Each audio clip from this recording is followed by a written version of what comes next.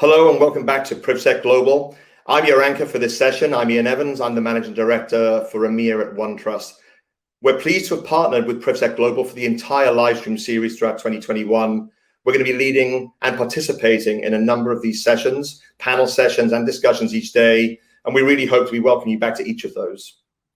Next up, we have our keynote session for today with Ciaran Martin. Ciaran is the founding CEO of the National Cybersecurity Centre and now Professor of University of Oxford. And during the session with Ciaran, we're going to discuss the developments of secure technologies, both now and in the future. In terms of the now, there will be an analysis of the current security infrastructure, recent organized criminality of what some of the greater issues are outside of ransomware. Ciaran's view on the future will parallel that optimistic view of how technology is changing, but also the pessimism of really where we are amidst this new tech Cold War. So please make sure that any questions you have for Ciaran, post them in the Q&A box on the right-hand side of the screen. And thank you for attending. Thank you very much to Ian there, and thank you to everybody who's watching wherever you are in the world. I'm very excited about this fireside chat that we've got with Ciaran Martin. He's a man that I've been harassing for years now for comments and quotes and analysis, very last minute, of course, as a reporter. I always need things yesterday, and he's been always very, very open and honest with me, and very helpful as well for my cybersecurity stories. So now we've got a great opportunity to have a nice 45-minute chat with him about his views and his work and where he sees the future of cybersecurity. So I want to bring in Ciaran now. Ciaran, are you there? Yeah. Hi, Joe. Hi, great Ciaran. to see you. How's it going? Good Very to see well, you. We're going to do about 35 minutes, aren't we, Ciaran, of me and you chatting away. And then I think we'll have some questions from the audience. So if you're watching this and you've got any questions that we haven't brought up, then please drop them in the comments box and I'll come to them at the end. Ciaran, I'm just going to do a bit of a bio for you. So try not to blush if you can. So Ciaran Martin founded the UK's world-leading National Cybersecurity Centre and headed it for the first 4 years of its existence. Currently, after stepping down from his role with the NCSC at the end of August 2020, Martin holds the position of Professor of Practice in the Management of Public Organisations at Oxford University's Blavatnik. Have I said that right, Ciaran? That's Blavatnik, right. Blavatnik School of Government, and advises NATO and a number of private sector organisations on cybersecurity strategies. The NCSC, part of GCHQ, where Martin served as an executive board member for 6.5 years, is regarded as the world leader among public authorities for cybersecurity. So quite a successful time at the NCSC then, Ciaran. But before we come on to that, can you just tell us a bit about your current job then? Well, I teach at the newest part of one of the world's oldest universities. The Blavatnik School is 10 years old, Oxford University. It's hard to date it precisely, but it's somewhere in the region of 800 or 900 years old. And it's a school of government, and I'm passionate about good government. It's a genuinely global school. So last week we finished the main term for the master's program. We have 150 students from 53 different countries representing every continent. I specialize in teaching technology and public policy. I didn't start as a technologist. I was a generalist civil servant doing bits and pieces of public finance, public services, and so forth. And then what I found when I was doing cybersecurity in the British government was that there were a bunch of people who really understood the technology, a bunch of people who really understood public policy, and very few people able to interact in both. So I tried to learn at least some of the applied technology, bringing with me some of the brilliant technologists that we had at GCHQ to try to, in a sense, provide a forum, an organization where you could have the best of both worlds, where really good technical expertise was translated into sort of some form of sane public policy in what's a really important challenge for our time. Because just to finish, what I'm passionate about now is we've got to make sure we maintain public confidence and trust in technology. I mean, recover it, maintain it, and then enhance it, because it's been our lifeline for the last year. So we've got to hang on to it. Absolutely. And can you just take me back even further? How did you get into how did you first of all get into the NCSC? Because I understand you were working for them for a while before, for GCHQ, weren't you, before you became the founding member of the NCSC. So how did you get into it? Well, part of my British government background was in difficult national security issues, particularly sort of domestically affecting intelligence services and so forth. So in part, I suppose cheekily, I could say that I owe my job to Edward Snowden, because once his unauthorized leaks came out, previously undiscussed activity, if I can put it like that, became global news. Debates in Parliament, debates all over the world, debates in the press, and you had an organisation that had been it was 104 years old, GCHQ, at the time of the Snowden leaks, in that there'd been various times when it was in the spotlight, but by and large it was an organisation that operated away from, it was outside London, it was away from the sort of public spotlight, so it needed to engage in these debates people with a bit more sort of central government experience. So I was brought out to do that. But then it was, well, look, after that immediate crisis phase, it was, we have an important and growing cybersecurity mission. GCHQ always had, even going back to the days of Alan Turing and the code breaker in the Second World War, he spent more of his time on securing British secrets than on decoding Germany's Enigma machines and so forth in the course of his career. But that, if you like, information security mission at GCHQ was expanding from just protecting defence and intelligence secrets into national cybersecurity.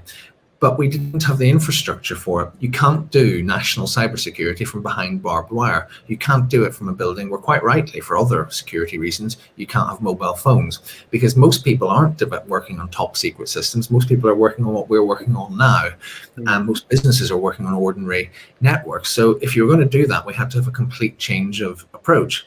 But at the same time, we had to give something, add something that the private sector wasn't doing. So in a sense, there were two sort of concepts behind the National Cybersecurity Centre. One was blend the secret and the open. So reverse the traditional presumption of secrecy. Yes, there are some things that you have to keep really quite secret, capabilities about how to detect and contest the major nation state threats, all of that absolutely properly secret. But actually give people some information if the Russian state does come. What does it look like technically, so you can go and find it? How do you advise people about how to put in the protections that might mitigate against those threats, that sort of thing. So the NCSC became much more open, as you said in the beginning, and we tried to help people that worked for organisations like the BBC, although it had its limits. And I fondly recall trying to evade you as you chased me around some conference centre in the Middle East about Chinese involvement in 5G. But we were certainly a lot more open than hitherto. And the second principle was, frankly, to fix stuff that was going wrong. There was quite a passive approach to cybersecurity. It was, well, there's a top end of the threat, the government should take care of that, but everything else should be about companies and incentivize them. You try and get companies to share information and so forth, and it wasn't really working. And we tried to work out that there's some things going wrong. It's too easy to spoof brands. Is there something the government can do about that the market isn't doing? And it turned out there was, and we could talk about that. So we introduced reforms that made it easier to protect brands, and we started stopping billions of fake emails every year, that sort of thing. We actually called it active cyber defense. This was a mistake, calling it active cyber defense, because to American ears in particular, active cyber defense sounds a bit kinetic. It sounds like you're going to blow stuff up. Right. Actually, active, we chose the word because it was the opposite of passive. It was, we were going to do something about it. So those are the two sort of founding principles of the NCSC. It was a bit of a government startup. I think we can be really proud of what we've achieved. Obviously, not everything was perfect and needs to kick on, and is doing so under brilliant new leadership in Lindy Cameron.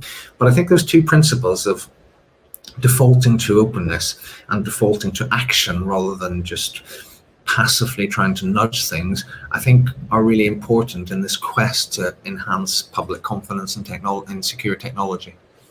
Do you think it's been a success then? Well, as I say, it's not perfect, but I mean, because I think on the world stage, it's without a doubt, it's very, very highly regarded. And I don't know if the NCSC was the first of its kind, but there are lots of others now, aren't they? And they always seem to look at the NCSC for leadership in that respect. But do you think it has been the success from what those founding principles were? I mean, there are some metrics, if you believe these things. You know, the International Telecommunications Union catapulted the UK from joint 8th when we started to first, when by the time I'd finished in terms of the global cybersecurity index. And I think, if imitation is a form of flattery, then there were loads of other countries A, visiting, and B, copying it. I mean, New Zealand might argue they did a sort of prototype of it before we did. Canada and Australia directly copied it. Doesn't quite fit the US system, but there are aspects in what my friend Chris Krebs built at the Cybersecurity Infrastructure Agency in the Department of Homeland Security that are very much, in his words, modelled on the NCSC. I think one of the things, British business, who are perfectly capable and willing, as you will know, to tell government to get out of the way in all lots of areas of public life, haven't been saying, have never said to me when I was running the National Cybersecurity Centre, government should get out of this. It was actually more. It was more. Could we expand our offer? And of course, we tried to. So I think there was that excitement about it. I think there were deliverables. We gripped incidents better, and we made some improvements to critical national infrastructure and to the general. I mean, I'm obsessed actually with the general health and cleanliness of the digital environment, and I think we made some real improvements to that. But there's further to go. I mean, we look at the state of global cybersecurity at the moment. We see we've had an interesting 6 months, to put it mildly. Although the UK, thankfully, has been spared quite a lot of the direct contact. But importantly, technology is changing. There are opportunities and risks in technology changing, but we have to make sure we get it right. The one thing you cannot do in this business is stand still. What are some of the things that changed in your time in the NCSC? Because I know that you were there during the Wannacry ransomware. I would call. I mean, it's not. I was going to say attack, but it's more. I mean, you often overuse this word, but it's like a crisis, wasn't it? The Wannacry. We forget how much of an impact that had, but was that the biggest thing in your time? And how did the threats develop during your time when you were there? Well, just quickly, I think in terms of things that happened and improvements we made, there are probably four categories. The first one you've mentioned is incidents and Wannacry. So for those who may have forgotten it, it was a North Korean attack on financial institutions that went horribly wrong and spread all over the world, and so accidentally took out the signs at German railway platforms and took out British healthcare bookings for a while. That was the biggest crisis, and I think whilst there was their heroics from a British technologist, Marcus Hutchings, which brought the attack to a juddering halt later on in terms of containing the damage and actually communicating and coordinating a response. There was a marked difference between what we were able to do in 2017 with the National Cybersecurity Centre up and running. We were on the TV. We gave guidance to businesses, which was a mixture of the generic, but also the technical. Here's a new patch from Microsoft. Put it in under these conditions and so forth. And if you contrast that with an incident 2 years previously in the UK, an attack on the Talk Telecoms company, where there was no government capability to lead the national response. You had 4 million telecoms customers, mobile phone customers, panicking about what this attack meant for them. So I think just that grip from government, both in terms of projecting to the nation, this is what you should and shouldn't worry about because you don't want to cause panic. This is what you need to do, and so forth. But then also the detection, because it was the UK that led the world to the improbable but true story that this was a North Korean attack gone wrong. So I think that showed that we had gripped the incidents, and that's really, really important. If you do nothing else, ministers who set up the NCSC said that the one thing above all else is managing incidents, because you're going to have incidents in cybersecurity. Other things, I think we made some good progress, but the 2020s will be crucial in protecting critical infrastructure. I say that we made some good progress because we were able to do some things on smart meters, on banking systems and so forth. But as in the 2020s, systems are phased out and replaced, that's the opportunity to do a complete transformation. Right. I think we did some good stuff on, cleaning up the digital environment because it's full of pollutants. Where we have, it's nobody's fault, but the West has been bequeathed this system from the 90s of giving away your personal data for free in return for free access to web-based services, which, I know obviously privacy is an interest in people in this conference, as well as security. This is a disastrous model for both privacy and security, through things like making it easier. All the worlds. Exactly, but doing things like making it easier to protect your brand through using the so-called DMARC protocol, using what we called DNS filtering, so domain name service filtering, which meant that on government networks we could block access to destinations we knew were malicious code. That sort of thing really sort of helped. And I see since I've gone, the NCSC has really enhanced that with an early warning system to business, where you can just sign up and they let you know if they can detect anything. And then finally, and there's an interesting aspect to this, we started a dialogue and made some changes to make it easier for people to use the internet more securely. There was a huge producer capture. And I always remember, I used to encounter this with senior politicians and senior government and senior military people. They would all say, and senior business people, they'd all say, this cybersecurity stuff, it's way too complicated. And you might be the head of the army, which involves quite a lot of complicated logistics. You might be the head of a global oil company where you're getting fossil fuels out of the ground safely and economically.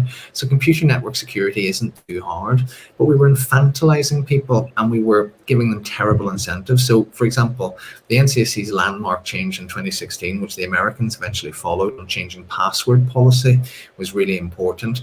Don't give people impossible requirements, have 20 different passwords, all long and complicated, because no human being can do that, can carry all that information in their head.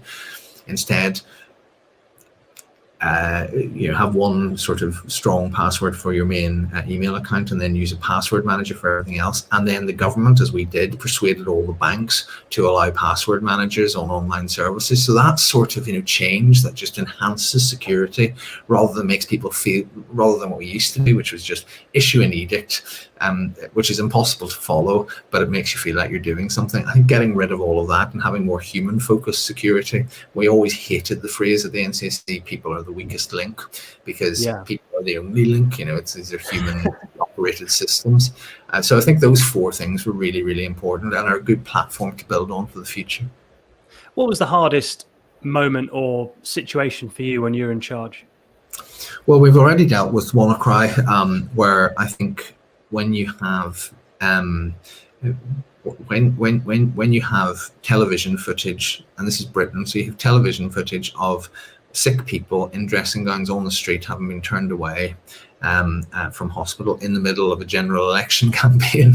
Now, thankfully, no harm to human beings, but that's as tricky as it comes. So that was one thing. I think there were other incidents, but none, thankfully, came close to that. I think towards the end. What does that look like? What does that look like in your office?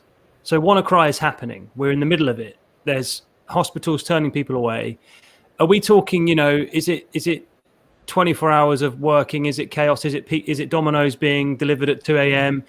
or is it calm response? I mean, I don't know what the right response is really, because you want people. I want to imagine the NCSC is in full kind of red alert mode, but I don't know what that looks like. Well, I mean, it's a bunch of human beings trying to do their best in difficult circumstances. I think, we all try to learn, and we're humble about what we get right and get wrong. We learned a lot from, for example, MI5's approach to counterterrorism, where, the first 24 hours people get through it. I mean, Wannacry lasted about 72, 96 hours. And of course, inevitably started on a Friday afternoon. But we learned a lot from MI5's approach to crisis management, which you actually hold some people back because you don't want the same people pushing through on 72 hours. There may be a sustained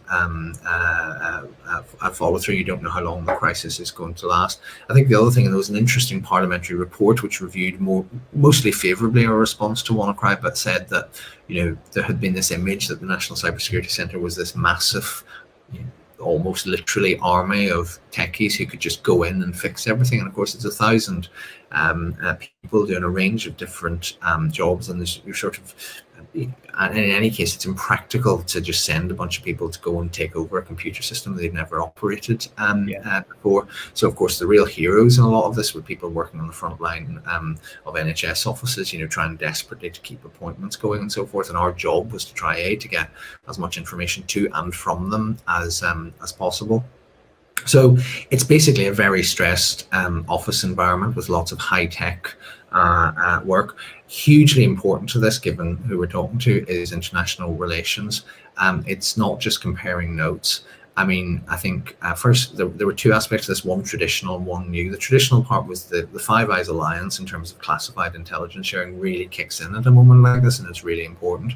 But newer alliances and more open ones, industry gave us huge amounts of help, and that was all over mobile phones. So actually having a building that wasn't just in didn't just have classified spaces where you could just talk to US industry, European industry, talking to this, one of the most fascinating conversations I had was on a mobile phone with my then Israeli opposite number, Eviatar Matania, because of the Israeli working week restarting on Sunday, and we were worried about what would happen when machines were switched back on Monday and so forth. But Israel had been through that on the Sunday, and it gave us, we got real-time technical data. So actually, you know, you talk about what it was like. Friday was heart and mouth stuff till 3 a.m. Saturday was a long day of Cobra and media conferences. We just got through an adrenaline. Sunday, I think we actually started, not least because of the Israeli experience and learning from that and learning what was working and what wasn't working. We began to, you know, evolve a sort of plan out of this, which also, I mean, massively helped by the work of Marcus Hutchins, who a British technologist who ingeniously registered a domain to sinkhole the whole thing and bring it to a halt, although it wasn't quite clear at that time that had been done. All of those things meant that, you know, we gradually came out of the crisis on the Monday, but it was a pretty hair-raising experience. And it goes to show, doesn't it, the importance of international cooperation there. I didn't know about that Israeli link. That's really interesting. So let's talk about the last sort of year then. You're coming up to almost a year since you left the NCSC, and what a year we have had in cybersecurity. It has been incredible. What have been the standout? I mean, is it ransomware for you? Is that the thing that's standing out for you in the last kind of 6 months or so, that the threat and growing problem of ransomware? Well, I think there are two things that stand out, which I think reflect the sort of hybrid nature of the threat and what we and the sort of response capabilities we built at the NCSC. Come to ransomware in a minute. There remains an important sort of state threat for geopolitical purposes.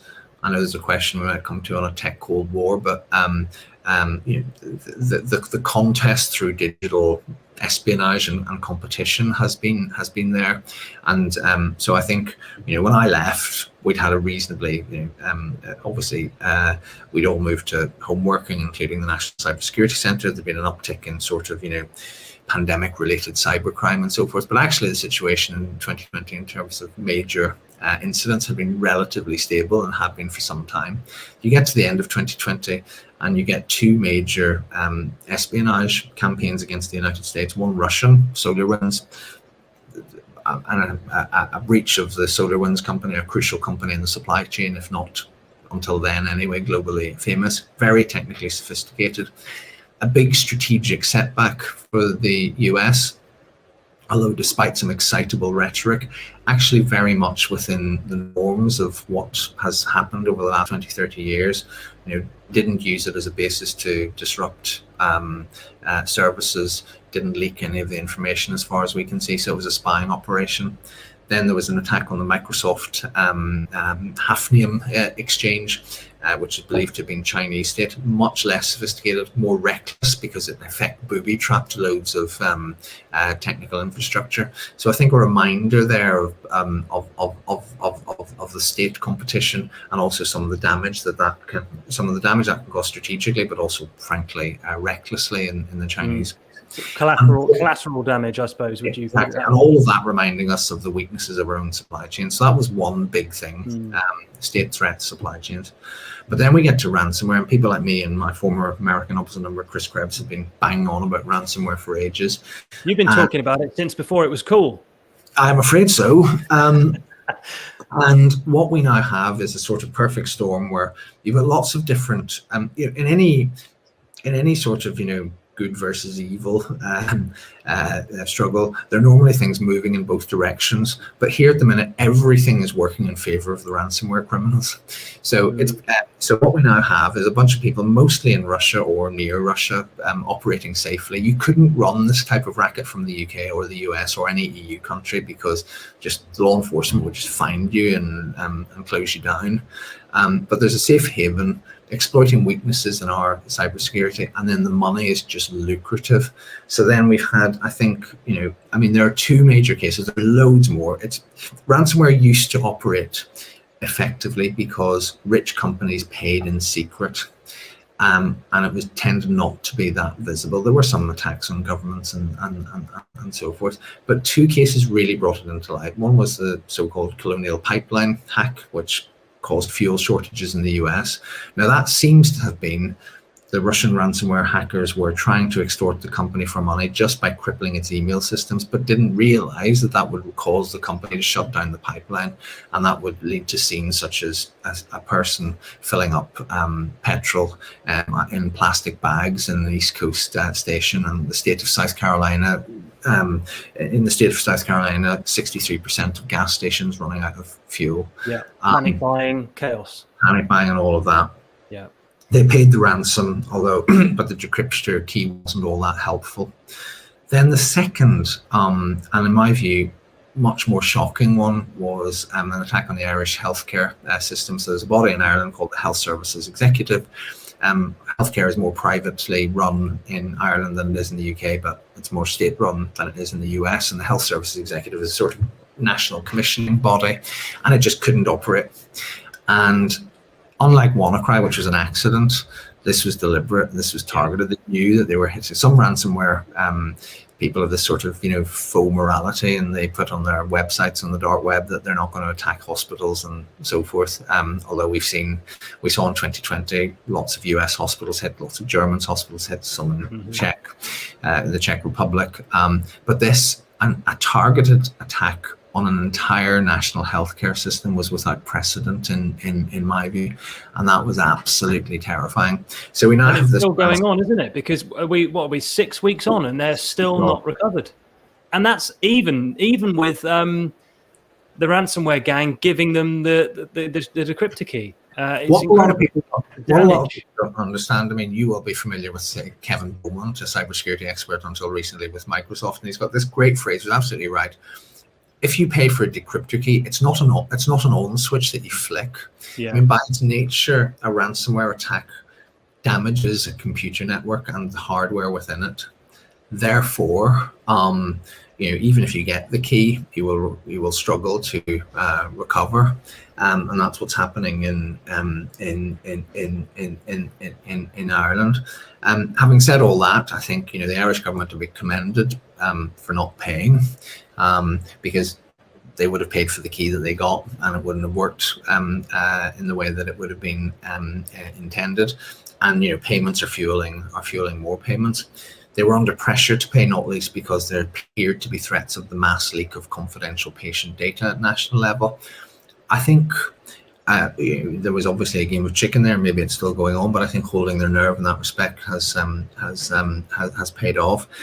And so now we've got something that was a quiet, quiet transfer of substantial wealth from the West to criminals.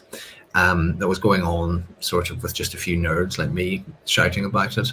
And it's now got all the way to the G7 communiques and to, President Biden's summits with President Putin. So I was going to ask you about that. I'm really interested to know what you must have been thinking watching the Biden-Putin summit. Because for me, I've been covering this stuff for years. It was an incredible moment. And you've got not only the Biden, Putin talking about cybersecurity issues and ransomware, but you've got, reporters and presenters and anchors throwing these terms around like they are household, top topics of conversation. What was it like for you watching all that unfold? Well, a bit like you saying, there's a tendency to sort of, put something on Twitter saying, I was warning you about this before it was cool, but try to do something constructive. In fact, I have a class at Oxford in next week where I'm going to get the students to prepare the briefing note for President Biden about how to raise ransomware with President Putin. I'm partly requiring the class to do this to sort of help me think through what I would have done and to help me answer questions like this. And so it is welcome that there is this focus. It's a hard problem. But let's just look at this not from just the point of view of morality, but the point of view of the raw economics and politics. One of the things that we really have to understand about ransomware is, well, two things really. One is it's all about money. I mean, they're just in it for the money. You know, this isn't a political thing. And to that end, they're tolerated by rather than direct.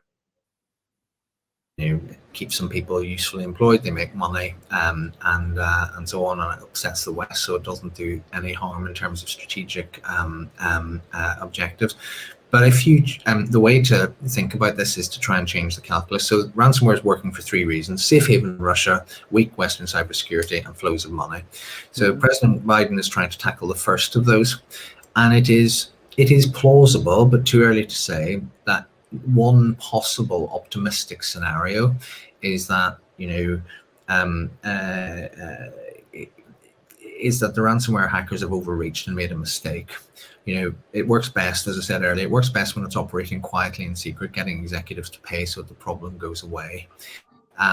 When you've got national healthcare systems, you know, on the front page of every newspaper in the world, where you've got Colonial Pipeline, where you've got the pressure, where you're feeling the heat, the calculation for Russia may not, but it may change. You know, if you're getting the US president complaining, and if you know, that becomes part of the calculation of US-Russia relations, well, maybe these people maybe these people become more bothered than they're worth at sheltering. Now, so the challenge for the US and its allies, including ourselves, is how do you try and work up a package that makes the calculation for the Russian administration, it's just not worth protecting these people and their enterprises, you know, and so on. So that's why I feel it's that's why I feel it's important.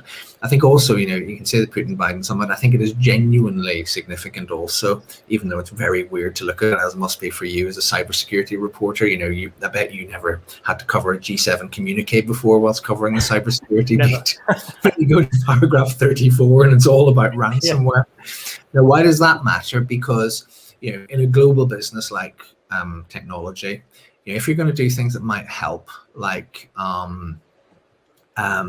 mandatory, not all of these ideas might be the right ideas, but they're at least worth considering. Mandatory reporting of payments, possibly even banning or restricting payments, much tighter controls on cryptocurrencies and all of that sort of thing, as well as the routine cooperation between law enforcement and so forth, which is difficult because it's unconstitutional for Russia to extradite Russians, so that's not going anywhere. So you have to look at other things.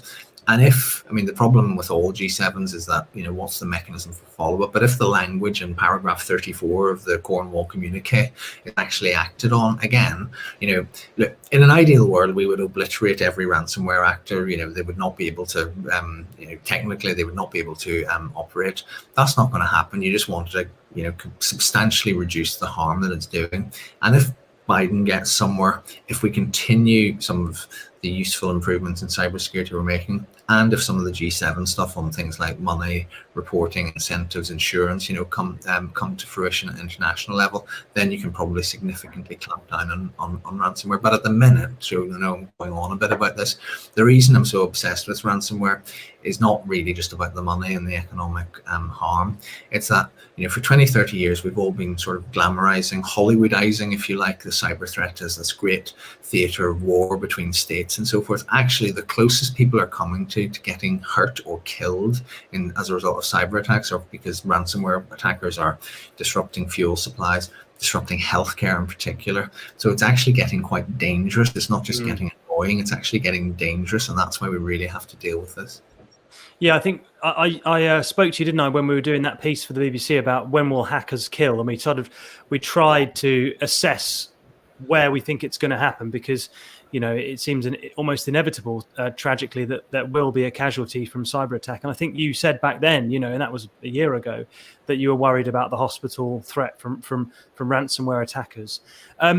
So I was talking to a threat researcher the other day, very, very well connected, Russian.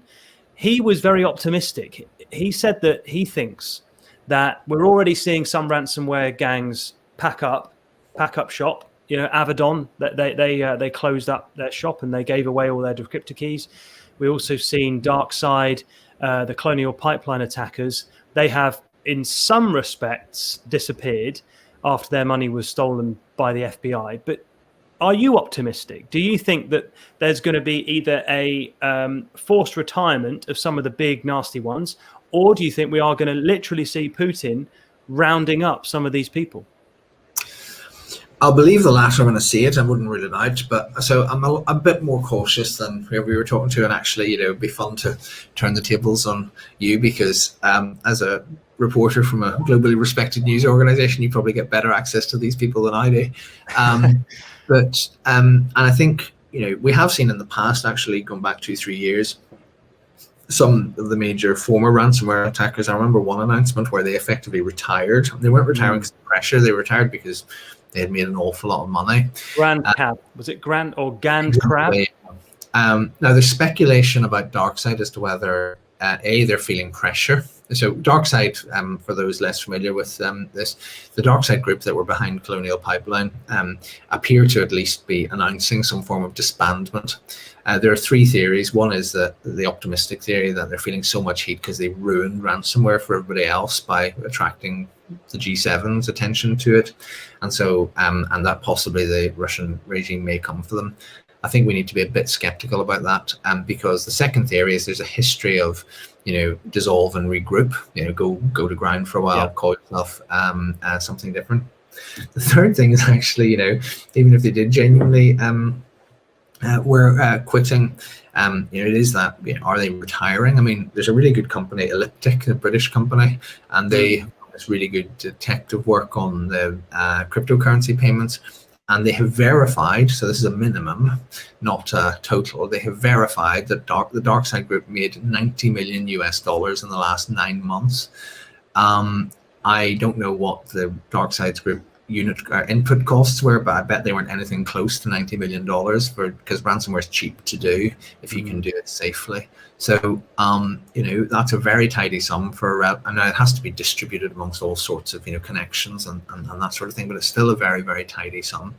So there are grounds to speculate optimistically, and I mean that genuinely positively, but there I don't think, until those figures start to come down, people making $90 million in 9 months, other companies have estimated, the sort of profitability of ransomware has tripled in the last year and that sort of thing. Until we start to see firm evidence that that's coming down, I will I don't want to sound too optimistic just yet, because there's a lot of work to do to get to that point. So glass half empty. That's fine. I mean, we've only got history today. Yeah. We are. Well, if it's okay with the organisers, I'm going to overrun a little bit, but just 5 minutes. I'm enjoying myself. I don't know about you, Ciaran. We'll get to questions. I wanted to just let me know, producers, if I can have 5 more minutes with Ciaran. If not, we'll close up soon. But we've got 6 really good questions in, so we've got the all clear. Anyone else want to throw some questions at Ciaran? I'll come to them after this. But I wanted to ask you, Ciaran, it's not just about cybersecurity in terms of the future of our digital lives, is it? We are talking about the ongoing march of China in the technology space, the rise of them as a tech superpower, AI, even social networks. Look at the growth of TikTok. Where do you sit, and how do you feel about the future of the sort of these 2 competing versions of the internet? So that's the most important question. To what extent, and it's something you're asking me about difficult moments. Grappled with this. It dominated the last pre-pandemic period of my government service over the heated debate about the role of the Chinese company Huawei and the proposed limited role later reversed in 5G. So, and in some respects, me and my team at the NCSE used to joke that things were so much simpler when it was just about hackers. People, almost a sort of video game, if you like, to put it facetiously. I know it's much more serious than that, but it was right. Someone's trying to hack into our networks in Britain, and we need to try and defend them and that sort of thing. What has emerged in the last, and the Chinese state, and we talked a lot about the Russians, but the Chinese state were voracious sponsors of that sort of espionage, intellectual property theft, data theft, and so on. So they're a big sort of actor in cyberspace, but sort of control and dominance of technology is now the thing. And let's contrast Russia and China. It's very fashionable. Every serious security leader in the West has made the remark that Russia is bad weather, China is climate change. The way to use a slightly different metaphor in cyberspace, Russia and China initially, and Russia still is, are sort of playing foul on America's pitch, if we can use a sporting analogy. So America built the internet, and developed all the rules under which the way it works, and the Russians kind of say, well, we've got some very clever mathematicians and hackers, and we're going to cheat on this, right? China is building a replica, is building a completely different, sorry, not a replica, China is building a different model of technology. It's much more authoritarian. Whatever you say about the West's model and privacy and so forth, it's got nothing on the sort of authoritarian Chinese model. Now, it can't be uninvented, but it can be contested. I think where, one of the limitations of the debate around Huawei was all about, well, we can't let them sell to us. That's not what it's about. Ultimately, this is a struggle for economic and technological supremacy. There is now a bifurcation of the internet. There is a US Western model and there is a Chinese model. They are separating. And I think certainly the Chinese view of the world, published in their Made in China 2025 strategy, which was published in 2015, was that their model has to be better and more effective, and therefore that will lead to Chinese economic supremacy. I think it is vital for the West not to think about kneecapping the Chinese companies and so forth, although they do need controls in terms of their involvement in the West. But how do you shore up our own model? How do you fix the security in it? So I think one of the things, what we didn't do in the 90s, and it was nobody's fault because we didn't see it coming, was we didn't look strategically at the security, accessibility, public trust, all of those issues in technology. As we move to the Internet of Things, so I'm pleased to see we're doing proper security regulation of the Internet of Things, but as we move to the implementation in various cases of AI, as we move particularly towards quantum computing, we have to get a security, privacy, public confidence model built into that to make sure, and also we have to secure the raw materials, the economic model. It's really, really quite hard, and actually that takes you away from organizations like GCHQ and the NCSC within it. It takes you into economics ministries, trade ministries, and the West going to have to get better at cooperating. So initiatives such as, although I think it needs a lot more pace, such as the transatlantic tech partnership between the EU and the US are really welcome, but at the minute they're only fledgling and they only exist in principle. They need to put some flesh on this pretty soon. Do you share my pessimistic view, and this is me being glass half empty now, that of those two competing versions of the internet, the West is losing? I look at countries in Africa that are banning Twitter and other Western social networks. I look at India and I see lots of countries going down the Chinese more authoritarian route, because there are obviously benefits to marshalling, controlling people, and there are genuine upsides, not only to the government but to the people as well. But do you share my pessimism, or do you think that the West's version of the internet will stay dominant? I wouldn't be as pessimistic as that. I think taking the 20-year view, of course, there was a gigantic, we assumed there was only going to be one model of the internet. I remember being told by a senior Chinese official, you told us 20 years ago that state control of the internet was not just undesirable, it was impossible. And we've shown you that that wasn't true. And now we're all talking about internet harms and stuff like that. And we warned you about that. Was it Clinton that said it's going to be like trying to nail Jell-O to the wall? I think it was, but and China has gone past the stage where a regime would have been threatened by this new open communicative technology in the early days. Now it's harnessed it, and as you can see with some of the horrific allegations and that seem credible about what's going on in Western China, have actually harnessed technology into a tool to enhance state control rather than but in terms of its supremacy, first of all, I do get the competition in the continent of Africa and that sort of thing, although I think there's more nuance to that than often meets the eye. And I think many governments in that part of the world are wary of some of this. There are economic drivers. But of course, in the West itself, so if you take the 20-year view, the West has lost a great lead and had arrogantly assumed that this was the only way and it was the end of history and all of that. To a very viable competing model. But if you take the sort of 2-year view, I think there is evidence that it's dawning on the West that you need. First of all, there are some serious innovation advantages in the West, which arise out of free, open inquiry, and there's some real tensions in the Chinese model. But secondly, I think there is this there is a growing realization that you need to shore up the West model. I mean, I think the continental Europe will be crucial. It's a bit weird that you've got 500 million rich internet users and very little industrial, technological, manufacturing, service delivery capability in the continent of Europe. And if that changes, that could be a game changer. But that's easier said than done. But I wouldn't be too gloomy and pessimistic. There are some very clear advantages to the Western system. There's some real concerted effort going into shoring it up.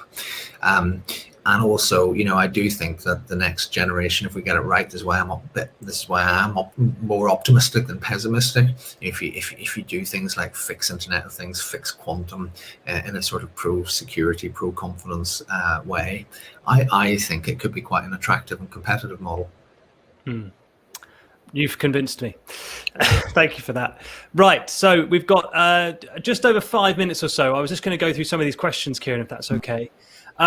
Question 1, how do you bridge the gap between privacy and cybersecurity? It seems to me that those are very closely related fields, but often involve people from very different backgrounds.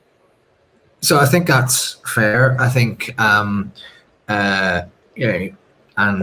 we haven't been helped by a pretty, contentious and sometimes toxic debate about encryption, which I hope will mature because, there are trade-offs, and in my view, when I left the NCC, there was something like 200 recommendations of particular areas where you should use encryption, including end-to-end encryption and things like in things like that. I actually think sort of a fairly transparent debate about it is critical. When do you need to share information for cybersecurity? Because that can be, in some of the views of some, antithetical to privacy. I think I think cybersecurity needs to do a better job of explaining those trade-offs. And on the privacy side, I do think, and we had this all the way through with, even from Snowden and all the rest of it, I do think a more technically informed debate is needed. I mean, if you step away from governments, just because they'll sound too sensitive about it and prickly, but I'm not here to advocate for the big American tech platforms. But some of the stuff around and some of the stuff around privacy is really bad and needs answered. But some of the things, just because this is theoretically possible that it's automatically being done on an industrial scale just isn't true. So I think, I actually think transparency and understanding how promotion of public understanding of how the technology works will advance the interests of both privacy and cybersecurity. What are the biggest cybersecurity threats organizations face in the next 2 years, and how do they prepare and combat those evolving threats? Can I answer that quickly and say ransomware, or is there anything else you'd like to say? No, ransomware, and basically assume the loss of your network and plan how you'd recover it, and also plan how you'd communicate it. Perfect. Question 3, in cybersecurity at the national level, do you struggle to balance the right to privacy over that of the necessity to access personal data? And how do you balance the two ethically? I suppose that's just an extension of what you were just saying, isn't it? That the end-to-end encryption debate is very pertinent. So the encryption debate, I think we need to mature it a bit, and encryption can't be uninvented, and ultimately governments will have to learn to live with it. Just on the other stuff, I mean, just the technical way in which cybersecurity works, you don't need to go streaming through personal data. Actually, you really don't. It's quite a lot of technical indicators and so forth. You don't need to go raiding through personal data sets to do cybersecurity. Honestly, we never had to. There are legal procedures if we'd had to, overseen by judges. I don't think we ever did. This one, I think we've just answered in our last discussion. Are we in the midst of a new tech Cold War? And I think the answer is possibly yes from you. It looks very It's a loaded term, I know, but loosely, yes. So 2 more questions. Let's try and do it in 1 minute. What role will foreign policy, e.g. FCO, play in UK cybersecurity? I think that's Foreign and Commonwealth Office in the UK that's referring to. Do you envisage some sort of truce or pact with some adversarial states? So on the foreign policy side and treaties and all of that, I think we've been slower in reaching agreed rules of the road than I would have thought. Although there's been some progress this year, so I think there'll be probably 4 things that will inch towards more and more understanding about what is and what isn't acceptable. I think there is a role for organisations and countries like Britain's Foreign Office to help other countries gain capacity in cybersecurity. There is a role on things like tackling harbouring of cyber criminals, and then actually, finally, I do think there's something about global standards of security and technology. So, don't have time to go into it, but there's a lot of infrastructure that's owned all over the world that people depend on that isn't safe enough, and that's a structural vulnerability in our cybersecurity. And we need coherent international cooperation to fix that, and organisations like the British Foreign Office can play a role there.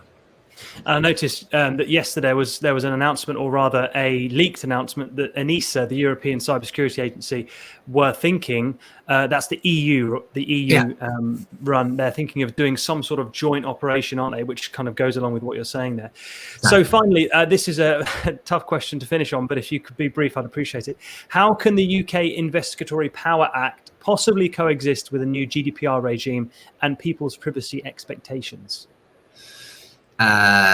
Well, that genuinely is something for the courts. Again, I think that something like that, the Investigatory Powers Act is very circumscribed in terms of the and all of it is overseeable by the courts. And if you go back to cybersecurity does not routinely involve going through large sort of data sets covered by the GDPR. So I can see the point about the tension, and it's basically the same question about security more broadly defined than cybersecurity and privacy, but substituting specific laws for those 2 words. So there will be tensions between them, but that's why we have Acts of Parliament and courts to arbitrate. Brilliant. Thank you very much, Ciaran. And thank you very much for all the people who've asked questions there. Brilliant questions that almost stumped Ciaran. Pretty close. We got close. Thank you very much. That was really, really, really entertaining and engaging, and I really enjoyed speaking to you, Ciaran, as ever. And actually, it sparked a few more questions, which I probably won't get answers from you in this public forum, but I'm going to DM you. So be prepared for that. So stay tuned here at PrivSec Global, as next up we have a session on environmental, social, and corporate governance, why a privacy-focused company is a sustainably focused company.